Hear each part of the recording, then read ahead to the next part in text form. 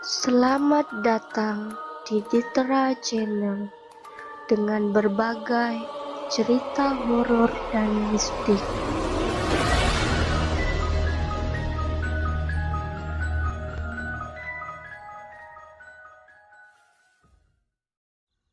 Ketindihan yang menyeramkan. Namaku Muhammad Miftahul Huda, mahasiswa Fakultas Teknik salah satu universitas swasta di Kota Semarang. Aku di sini akan berbagi cerita horor ketika melaksanakan kuliah kerja nyata atau KKN dengan anggota kelompok berjumlah 13 orang, yaitu 7 cewek dan 5 cowok selama 1 bulan di salah satu desa di Kabupaten Semarang. Sebut saja desa tersebut bernama S. Desa S bisa dibilang desa yang cukup pelosok. Terbukti masih banyaknya hutan, kebun, dan sawah di desa tersebut. Posko kami kebetulan ditempati oleh simbahnya dari pemilik rumah tersebut. Jadi, selama KKN, kami tinggal bersama dengan simbah di rumah yang memiliki 3 kamar. 1 kamar ditempati simbah, 1 kamar ditempati yang cewek, dan satunya lagi ditempati yang cowok. Dan kebetulannya lagi, posko KKN kami bersebelahan dengan rumah yang sudah kosong sekitar 6 tahun, di mana terdapat kebun-kebun di belakang rumah dan posko kami. Karena sudah kosong selama 6 tahun, membuat aura dari rumah tersebut cukup menyeramkan. Kejadian tersebut terjadi pada hari Kamis malam Jumat, tanggal 6 Februari 2020, 1 minggu setelah penerjunan kegiatan KKN oleh universitas. Dan kebetulan saat itu adalah malam Jumat Pahing. Pada hari Kamis sore, aku dan beberapa temanku silaturahmi ke rumah kepala dusun setempat untuk memperkenalkan kelompok kami dan program kerja selama melakukan KKN. Ada 4 dusun yang harus disambangi. Salah satunya adalah Dusun SN. Dusun SN adalah dusun terjauh di desa tersebut. Tidak hanya jauh, bahkan untuk bisa sampai ke Dusun SN tersebut, harus melewati hutan dan sawah. Karena letaknya yang sangat jauh, Dusun SN menjadi destinasi terakhir kunjungan silaturahmi kami. Saat itu kami berkunjung ke Dusun SN sudah sangat sore, dan pulang menjelang maghrib. Mungkin sekitar jam 17.30. Aku sempat khawatir dan membaca beberapa surat pendek seperti Al-Ikhlas, Al-Falaq, dan An-Nas. Aku membaca dalam hati sepanjang perjalanan pulang ketika melewati hutan di dusun tersebut. Selain karena pulang menjelang waktu maghrib, aku juga mengoleskan minyak wangi dengan bau yang mungkin agak horor bagi orang awam. Pada malam harinya, setelah aku dan teman-temanku yang cowok ngobrol di ruang tamu, aku dan Dika memutuskan untuk tidur terlebih dahulu. Karena kami memang sudah ngantuk, sedangkan 3 orang temanku masih ada yang ngegame dan tiduran di ruang tamu. Saat itu jam sudah menunjukkan pukul 11.30 malam. Aku dan Dika tidur berdua di kamar dengan kondisi aku masih memakai baju berparfum bau horor yang kupakai saat berkunjung tadi. Aku dan Dika tidur bersebelahan, yang mana Dika berada di sebelah kananku. Seperti biasa, sebelum tidur aku selalu membaca beberapa surat pendek dan doa tidur. Dika pun terlelap lebih dulu. Sedangkan aku masih mainan handphone sampai benar-benar ingin menutup mata. Saat aku mulai tertidur, aku merasa kalau tangan dan kakiku tidak bisa bergerak. Dan kebetulan waktu itu, aku tidur dengan posisi telentang. Selain tangan dan kaki yang tidak bisa bergerak, aku pun juga merasakan susah bernafas serta sulit untuk mengeluarkan suara dari mulutku. Bahkan untuk membuka mata pun tidak bisa. Jadi seperti ada yang menutupi wajahku. Yang bisa aku lakukan saat itu hanyalah membaca surat-surat pendek dari ayat suci Al-Quran tanpa suara dengan nafas tersengah-sengah. Aku berusaha untuk membuka mata dan menggerakkan tubuhku, karena saat itu aku merasakan seluruh tubuhku kaku seperti terkunci. Hingga pada akhirnya aku berhasil membuka mata. Dengan kondisi masih setengah sadar, aku melihat sosok hitam tinggi besar berada tepat di atas kepalaku. Seketika, aku berteriak kencang tanpa aku sadari hingga membangunkan Simbah yang tinggal di posko dan temanku termasuk Dika. Dan pada saat Dika terbangun pun, dia juga melihat sosok hitam besar dengan tinggi sekitar 2 meter berada tepat di atas kepalaku. By the way, temanku Dika itu tahu dan paham bagaimana cara mengatasi hal-hal yang begitu. Dika pun langsung berusaha untuk mengeluarkan sosok hitam tersebut yang kata dia hampir merasuki tubuhku melalui atas kepalaku. Kejadian tersebut berlangsung sangat cepat, hanya beberapa detik saja. Saat itu teman kami yang berada di ruang tamu langsung menghampiri ke kamar dan menanyakan apa yang telah terjadi. "Kenapa, Cung?" "Enggak apa-apa, tolong ambilkan minum buat aku sama Huda doh." Aku dan Dika pun langsung meminum air putih yang diambilkan oleh temanku tersebut.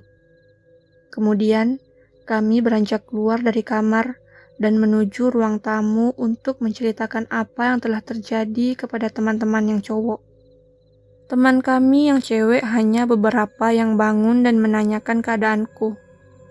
Itu pun mereka masih di dalam, tidak berani untuk keluar kamar. Karena pada saat itu jam sudah menunjukkan pukul 12:05. Setelah aku dan Dika menceritakan apa yang terjadi kepada teman cowok di ruang tamu, tiba-tiba si Dika bilang seperti ini. "Ini kalau cuma aku sama Huda aja yang tahu nggak adil. Semua harus tahu." Dan beberapa saat kemudian, terdengarlah suara sinden yang diiringi gamelan Jawa.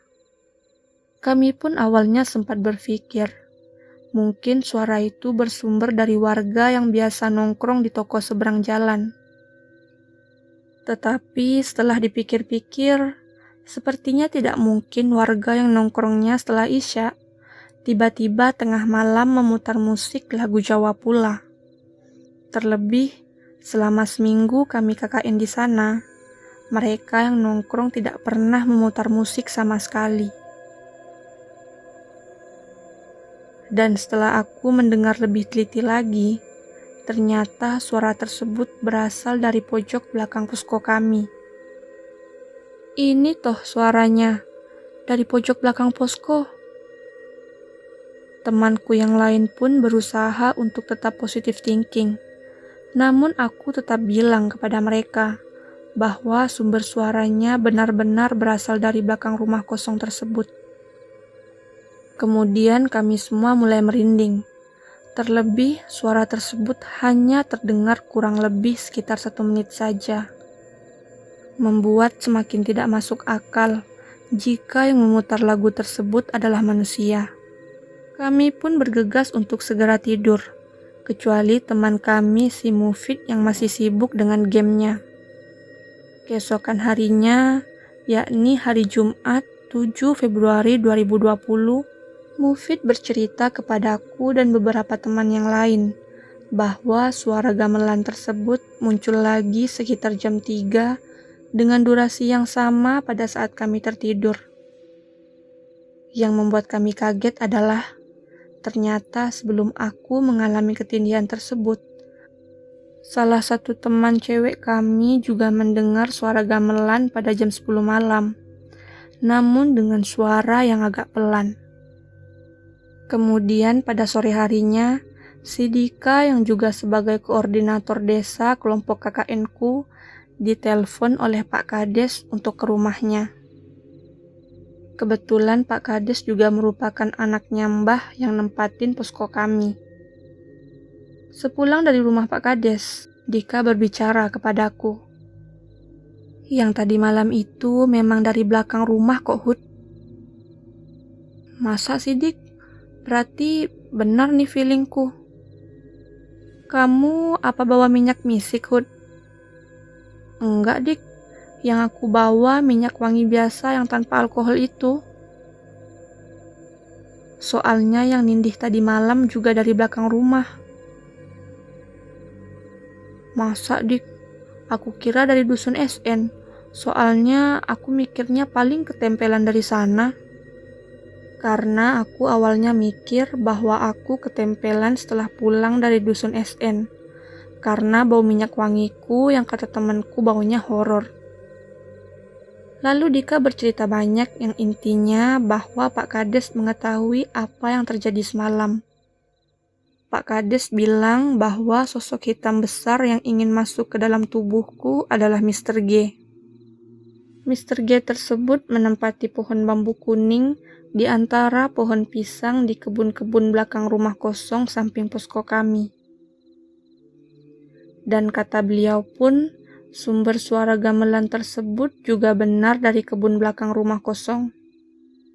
Beliau juga bilang, dulunya waktu masih ada kandang kambing di kebun tersebut, Mr. G sering bermain dengan kambing-kambing tersebut dan diiringi dengan musik gamelan Jawa. Pak Kades berkata bahwa kehadiran Mr. G tersebut sebenarnya ingin tahu siapa orang baru di rumah yang kami tempati sebagai posko ini. Karena aku dan teman-teman KKN bisa dibilang orang baru di rumah tersebut. Beliau juga bilang, kenapa yang diperlihatkan aku? Karena Mr. G tersebut tertarik oleh bau minyak wangi yang aku pakai saat itu. Pak Kades juga bilang, jika ingin menetralisir area posko kami, bisa menggunakan air yang dicampur dengan cuka dan dicipratkan atau dipelkan di lantai. Sebaliknya, jika ingin berkenalan dan berteman akrab secara pribadi dengan Mr. G, bisa memancingnya dengan rokok jarum 76. Jika ingin seluruh penghuni rumah dapat melihat kehadiran Mr. G tersebut, bisa memancingnya dengan menyalakan dupa. Keesokan harinya, yakni pada hari Sabtu 8 Februari 2020, aku izin sehari untuk pulang ke rumah, untuk mengembalikan minyak wangi yang aku pakai tersebut. Sekalian mencuci beberapa baju yang pernah aku oleskan minyak wangi itu. Dan semenjak kejadian itu, aku dan teman-teman cowok jarang tidur di kamar. Lebih sering tidur di ruang tamu. Meski demikian, aku pun mulai sering mengalami ketindihan hampir setiap malam. Namun alhamdulillahnya, setiap melek setelah ketindihan, tidak ada apa-apa di atasku. Selain sering ketindihan, aku justru menjadi lebih peka terhadap kehadiran sosok tak kasat mata, yang biasanya hanya sebatas perasaan atau melihat sekelebat bayangan, namun sekarang bisa sampai muntah karena adanya energi negatif. Dari kisahku tersebut dapat disimpulkan bahwa kita hidup di dunia ini tidak sendiri. Kita hidup juga berdampingan dengan mereka yang tak kasat mata. Jadi ada baiknya jika kita kulon nuwun kalau orang Jawa bilang, atau permisi terlebih dahulu. Baik itu dengan orang di sekitar tempat tersebut, dengan mereka ketika berkunjung, atau berada di suatu tempat yang notabene tempat itu baru bagi kita.